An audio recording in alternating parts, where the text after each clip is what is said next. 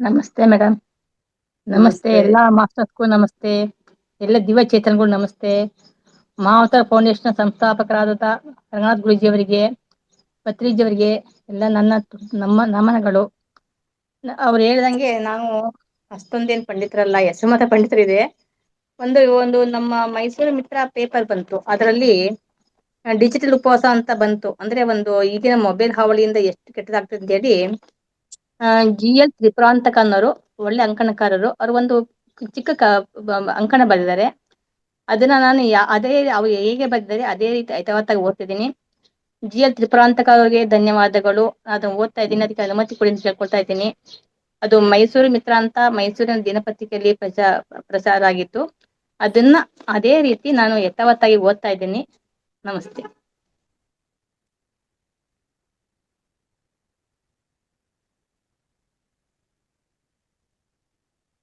ಇದನ್ನ ಬರ್ದಿರೋ GL ತ್ರಿಪುರಾಂತಕ ಅಂತ. ಅರಿವು ಅನ್ನೋದು. ಡಿಜಿಟಲ್ ಉಪವಾಸ ಮಾಡೋಣ ಬನ್ನಿ. ಈಗ ನಾವೆಲ್ಲ ಮಾಮೂಲಿ ಆಹಾರ ಉಪವಾಸ ಮಾಡ್ತೀವಿ, ವಾರಕ್ಕೊಮ್ಮೆ ಉಪವಾಸ ಮಾಡ್ತೀವಿ, ಅದು ನಮ್ ದೇಹಕ್ಕಾಗತ್ತೆ.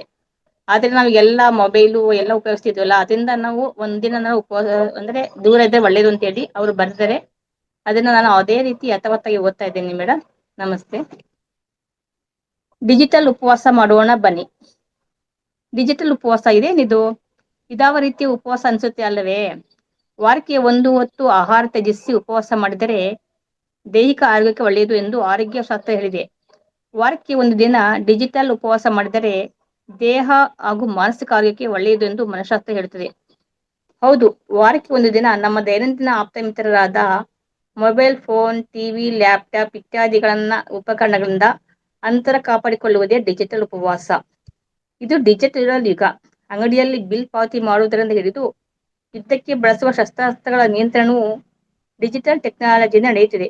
ಆದರೂ ಮನುಷ್ಯನ ಸಹಜ ಬದುಕಿಗೆ ಮಾರಕವಾಗಿರುವ, ಮಾನವೀಯ ಸಂಬಂಧಗಳಿಗೆ ತೊಡಕಾಗಿರುವ ಕಣ್ಣಿನ ದೃಷ್ಟಿ ಅಷ್ಟೇ ಅಲ್ಲದೆ ಮನುಷ್ಯನ ಬದುಕಿನ ದೂರದೃಷ್ಟಿಯನ್ನು ಅಸ್ಪಷ್ಟ ಮಾಡಿ ಬಿಡುವ ಡಿಜಿಟಲ್ ಉಪಕರಣಗಳನ್ನು ಬಳಸದೆ ಆಗಾಗ ದೂರ ಉಳಿಯುವ ಅಗತ್ಯವಿದೆ.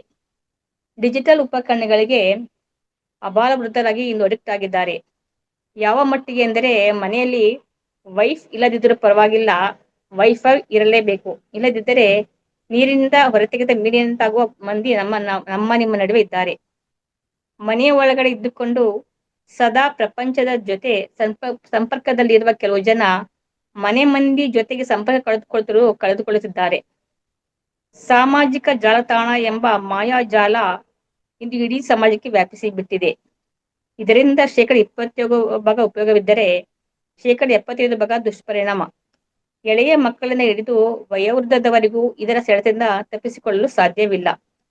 ಇಂದು ಅಕ್ಷರಜ್ಞಾನವಿಲ್ಲದವನು ಅವಿದ್ಯಾವಂತನಲ್ಲ, ಆದರೆ ಮೊಬೈಲ್ ಫೋನ್ ಬಳಕೆ ಮಾಡಲು ಬರದವನು ಅವಿದ್ಯಾವಂತ ಎನ್ನುವಂತಾಗಿದೆ. ಕೋವಿಡ್ ಕಾಲದಲ್ಲಿ ಆನ್ಲೈನ್ ತರಗತಿಗಳಿಗೆ ಮೊಬೈಲ್ ಬಳಸಲು ಪ್ರಾರಂಭಿಸಿದ ಮಕ್ಕಳಿಗೆ ಹಾಗೂ ಮನೆಯಲ್ಲಿ ಸಮಯ ಕಳೆಯಲು ಮನರಂಜನೆಗೋಸ್ಕರ ಮೊಬೈಲ್, ಟಿವಿ ಮೊರೆ ಹೋಗಿದ್ದ ಪುರುಷರು ಹಾಗೂ ಮಹಿಳೆಯರಿಗೆ ಆನಂತರದ ವರ್ಷಗಳಲ್ಲಿ ಅವುಗಳೊಂದಿಗೆ ಬಿಡಿಸಲಾಗದ ಬಂಧ ಏರ್ಪಟ್ಟಿದೆ. ಇಂದಿಗೂ ಅನೇಕ ಆನ್ಲೈನ್ ತರಗತಿಗಳು ಮೊಬೈಲ್ ಫೋನ್ನಲ್ಲಿ ನಡೆಯುತ್ತಿವೆ. ಇಂದು ಹೆಚ್ಚಿನ ಸಂಖ್ಯೆಯ ಮಕ್ಕಳು ಕೈಯಲ್ಲಿ ಮೊಬೈಲ್ ಫೋನ್ ಇದ್ದರೆ ತಮ್ಮ ಸುತ್ತಲ ಪರಿಸರವನ್ನೇ ಮರೆಯುತ್ತಾರೆ. ನಿಸರ್ಗ ತಾಣಗಳಿಗೆ ಪಿಕ್ನಿಕ್ ಹೋದರೆ ಪ್ರಕೃತಿ ಸೌಂದರ್ಯವನ್ನು ಸವಿಯುವ ಬದಲು ಅಲ್ಲಿಯೂ ಮೊಬೈಲ್ ಫೋನ್ನಲ್ಲಿ ಮುಳುಗಿ ಹೋಗುತ್ತಾರೆ. ಅವರಿಗೆ ಕೈಯಲ್ಲಿ ಫೋನ್ ಇದ್ದರೆ ಕೆಲವೊಮ್ಮೆ ಊಟ ತಿಂಡಿಯೂ ಬೇಡವಾಗಿದೆ. ಎಷ್ಟೋ ಮನೆಗಳಲ್ಲಿ ಮೊಬೈಲ್ ಫೋನ್ ಬಳಕೆ ಕಡಿಮೆ ಮಾಡುವಂತೆ ಬುದ್ಧಿಮಾತು ಹೇಳಿದ ಹೆತ್ತವರ ಮೇಲೆ ಹಲ್ಲೆ ಮಾಡಿದ ಮಕ್ಕಳ ಕುರಿತಾದ ವರದಿಗಳಿವೆ. ಮಾನಸಿಕ ಅಸ್ವಸ್ಥರಂತೆ ವರ್ತಿಸುವ ಈ ಮಕ್ಕಳು ಮನೆಗೆ ಮಾರಿಯಾದರೆ ದೇಶಕ್ಕೆ ಹೆಮ್ಮಾರಿಯಾಗಿದ್ದಾರೆ. ಸ್ಕ್ರೀನ್ ಟೈಮ್ ಎಂದರೆ ಮೊಬೈಲ್, ಟಿವಿ, ಟ್ಯಾಬ್ ಇತ್ಯಾದಿ ಉಪಕರಣಗಳನ್ನು ನಾವು ವೀಕ್ಷಿಸುವ ಅವಧಿ. ದಿನವೊಂದಕ್ಕೆ 3 ಗಂಟೆಗೂ ಹೆಚ್ಚು ಸ್ಕ್ರೀನ್ ಟೈಮ್ ಹಾಗೂ 100ಕ್ಕೂ ಹೆಚ್ಚು ಬಾರಿ ಈ ಉಪಕರಣಗಳ ಸ್ಕ್ರೀನ್ ಟ್ಯಾಪ್ ಮಾಡಿದ್ದಲ್ಲಿ ಇದರಿಂದ ಅನೇಕ ದೈಹಿಕ ಹಾಗೂ ಮಾನಸಿಕ ದುಷ್ಪರಿಣಾಮಗಳನ್ನು ಎದುರಿಸಬೇಕಾಗುತ್ತದೆ. 3 ಗಂಟೆಗೂ ಹೆಚ್ಚು ಸ್ಕ್ರೀನ್ ಟೈಮ್ ಬಳಕೆ ಆದರೆ ಅದು ಅಸಹಜ ವರ್ತನೆಗೆ ಎಡೆ ಮಾಡಿಕೊಡುತ್ತದೆ. ಮಾನಸಿಕ ಸಮಸ್ಯೆಗಳ ಜೊತೆಗೆ ದೈಹಿಕವಾಗಿ ತೊಂದರೆಗಳು ಪ್ರಾರಂಭವಾಗುತ್ತವೆ. ತಜ್ಞರ ಪ್ರಕಾರ ಗಂಟೆಗಟ್ಟಲೆ ಮೊಬೈಲ್ ವೀಕ್ಷಿಸುವವರು ಮಾನಸಿಕ ಅಸ್ವಸ್ಥರಾಗುತ್ತಾರೆ. ಹುಚ್ಚುಳಿಯುತ್ತದೆ ಅಂತಲ್ಲ, ಅದೊಂದು ಗೀಳಾಗಿ ಮಾನಸಿಕ ಸ್ಥಿಮಿತತೆ ಏರುಪೇರಾಗುತ್ತದೆ. ಅತಿ ಹೆಚ್ಚು ಫೋನ್ ಬಳಸುವುದರಿಂದ ಅದರ ರೇಡಿಯೇಷನ್ ಕಣ್ಣಿಗೆ ಮಾರಕವಾಗುತ್ತದೆ.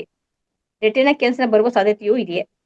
ಅದರಲ್ಲೂ ಹೆಚ್ಚು ಮೊಬೈಲ್ ವೀಕ್ಷಿಸುವ ಎಳೆಯ ಮಕ್ಕಳಲ್ಲಿ ಹಿರಿಯ ವಯಸ್ಸಿಗೆ ದೃಷ್ಟಿದೋಷ ಕಂಡು ಬರ್ತಿದೆ. ಸೆಲ್ಫಿ ಎಂಬ ಫೋಟೋ ಕ್ರೇಜ್ ಕೂಡ ಮಾನಸಿಕ ಅಸಮತೋಲನದ ಲಕ್ಷಣ ಎಂದು ತಜ್ಞರು ಹೇಳುತ್ತಾರೆ. ಎಷ್ಟೋ ಪೋಷಕರು ತಮ್ಮ ಮಕ್ಕಳಿಗೆ ಮೊಬೈಲ್ ಹುಚ್ಚು ಎಂದೇ ದೂರುತ್ತಾರೆ. ನಿಜಕ್ಕೂ ಅದೊಂದು ಮಾದರಿಯ ಹುಚ್ಚೆ ಎಂಬುದು ವಿಪರ್ಯಾಸ. ಎಷ್ಟೋ ಮಕ್ಕಳು ಬೆಂಗಳೂರಿನ ನಿಮ್ಹಾನ್ಸ್ನಲ್ಲಿ ಚಿಕಿತ್ಸೆ ಪಡೆಯುವ ಮಟ್ಟಕ್ಕೆ ಈ ಹುಚ್ಚು ಹಿಡಿಯುತ್ತದೆ. ಇದೊಂದು ಅಪಾಯಕಾರಿ ಬೆಳವಣಿಗೆ. ಮೊಬೈಲ್ ಅತಿ ಹೆಚ್ಚು ಬಳಕೆಯಿಂದ ಮಾನಸಿಕ ಸಮಸ್ಯೆಗಳು ಅಷ್ಟೇ ಅಲ್ಲ, ದೈಹಿಕ ಚಟುವಟಿಕೆ ಕೂಡ ಕಡಿಮೆಯಾಗಿದೆ. ಹಿಂದೆ 4-5 ಮಕ್ಕಳನ್ನು ಸಾಕುವುದು, ನಿಭಾಯಿಸುವುದು ಪೋಷಕರಿಗೆ ಕಷ್ಟವಾಗುತ್ತಿರಲಿಲ್ಲ. ಆದರೆ ಇಂದು ಇರುವ 1 ಅಥವಾ 2 ಮಕ್ಕಳನ್ನು ಸಂಭಾಳಿಸುವುದು ಸವಾಲಿನ ಸಂಗತಿಯೇ ಸರಿ. ಇನ್ನು ಶಾಲೆಗೆ ಹೋಗದ ಎಳೆಯ ಮಕ್ಕಳು ಸಹ ಮೊಬೈಲ್ ಫೋನ್ ಕೊಡದೆ ಊಟ ತಿಂಡಿ ಮಾಡುವುದಿಲ್ಲ. ಇದರಲ್ಲಿ ಅನೇಕ ಪೋಷಕರ ತಪ್ಪು ಸಹ ಇದೆ. ಅವರು ತಮ್ಮ ಕೆಲಸಗಳ ನಡುವೆ ಗಮನ ಕೊಡಬೇಕಾದ ಸಂದರ್ಭದಲ್ಲಿ ಮಕ್ಕಳಿಗೆ ಮೊಬೈಲ್ ಫೋನ್ ಕೊಟ್ಟು ಕೂರಿಸುತ್ತಾರೆ. ಮುಂದೆ ಅದು ಆ ಮಗುವಿಗೆ ಗೀಳಾಗುತ್ತದೆ. ಮುಂದೆ ದಿನ ಅದನ್ನು ತಪ್ಪಿಸಲು ಹೆಣಗಾಡಬೇಕಾಗುತ್ತದೆ. ಇಂದು ಎಷ್ಟೋ ವ್ಯಾಪಾರ ವ್ಯವಹಾರಗಳಿಗೆ ಮೊಬೈಲ್ ಫೋನ್ ಆಧಾರವಾಗಿದೆ. ಯಾವುದೇ ಹೆಚ್ಚುವರಿ ಖರ್ಚಿಲ್ಲದೆ ಉಚಿತವಾಗಿ ತಮ್ಮ ಸರಕುಗಳಿಗೆ ಜಾಹೀರಾತು ನೀಡಿ ವ್ಯಾಪಾರ ವೃದ್ಧಿ ಮಾಡಿಕೊಳ್ಳಲು ಇದು ಸಹಕಾರಿಯಾಗಿದೆ. ಅಷ್ಟೇ ಏಕೆ, ಅನೇಕ ಯೂಟ್ಯೂಬರ್ಗಳು ವಿವಿಧ ರೀತಿಯ ವಿಡಿಯೋಗಳನ್ನು ಪ್ರಸಾರ ಮಾಡಿ ಉತ್ತಮ ಆದಾಯವನ್ನು ಸಹ ಗಳಿಸುತ್ತಿದ್ದಾರೆ. ಆದರೆ ಮನೋರಂಜನೆ ವಿಚಾರಕ್ಕೆ ಬಂದರೆ ಇದರಿಂದ ಆಗುವ ದುಷ್ಪರಿಣಾಮವೇ ಹೆಚ್ಚು ಎನ್ನಬಹುದು. ರೀಲ್ಸ್ ಈ ಸಾಮಾಜಿಕ ಜಾಲತಾಣಗಳಲ್ಲಿ ಜನಪ್ರಿಯವಾಗಿರುವ ಅಂಶಗಳು. ಯಾವುದೇ ಸೆನ್ಸಾರ್ ಇಲ್ಲದೆ ಪ್ರಸಾರವಾದ ರೀಲ್ಸ್ಗಳಲ್ಲಿ ಅಶ್ಲೀಲತೆ, ಡಬಲ್ ಮೀನಿಂಗ್ ಸಂಭಾಷಣೆಗಳು ಇವೆ. ಗಂಟೆಗಟ್ಟಲೆ ರೀಲ್ಸ್ಗಳನ್ನು ವೀಕ್ಷಿಸುವ ಜನರಿದ್ದಾರೆ. ಇದರಿಂದ ನಮ್ಮ ಮಾನಸಿಕ ಆರೋಗ್ಯ ಹಾಳಾಗುತ್ತಿದೆ. ಇದು ವೀಕ್ಷಕರ ಮಾನಸಿಕ ಸ್ಥಿತಿಯನ್ನು ಹಾಳು ಮಾಡುತ್ತದೆ. ಮಕ್ಕಳಿಗಂತೂ ಇವು ನಿಜಕ್ಕೂ ಮಾರಕವಾಗಿವೆ. ಮೊದಲು ಮೊಬೈಲ್ ಫೋನ್ ಕೀಪ್ಯಾಡ್ನಲ್ಲಿ ಬಂದಾಗ ಇದೊಂದು ಉತ್ತಮ ಸಂಪರ್ಕ ಸಂವಹನ ಸಾಧನೆ ಎಂದು ಜನಪ್ರಿಯ ಗಳಿಸಿತು. ಯಾವಾಗ ಸ್ಮಾರ್ಟ್ ಫೋನ್ಗಳು ಬಂದವೋ ಇಡೀ ಸಮಾಜ ಅಯೋಮಯವಾಯಿತು.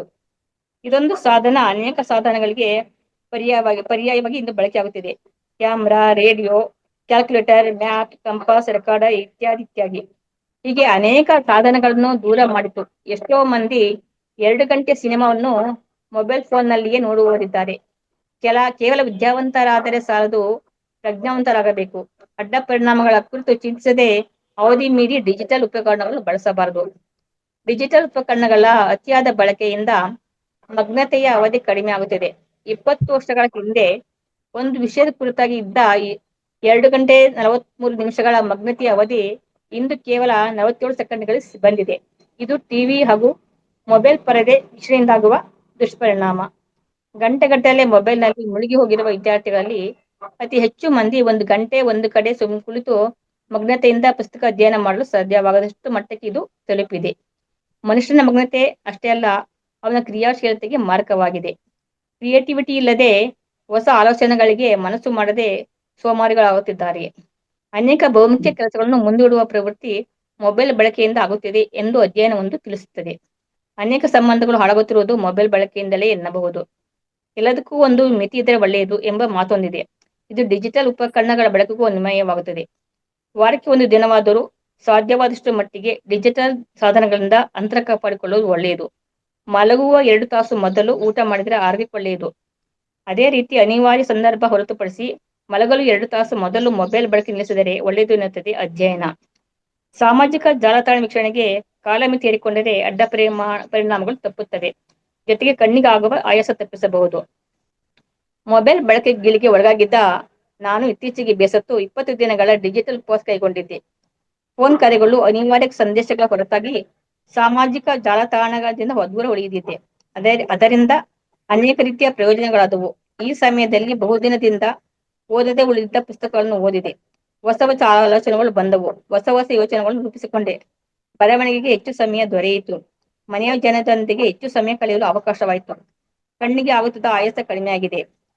ಆ ಕಾರಣಕ್ಕೆ ಇನ್ನು ಮುಂದೆ ನಾನು ವಾರಕ್ಕೊಮ್ಮೆ ಡಿಜಿಟಲ್ ಉಪವಾಸ ಮಾಡಲು ಬಯಸುತ್ತೇನೆ. ಈಗ ನೀವು ಮಾಡ್ತೀರಾ? ಕೊನೆಯದಾಗಿ ಒಂದು ಮಾತು. ಚಾರ್ಜರ್ಗೆ ಕನೆಕ್ಟ್ ಆದರೆ ಮೊಬೈಲ್ ರೀಚಾರ್ಜ್ ಆಗುತ್ತದೆ.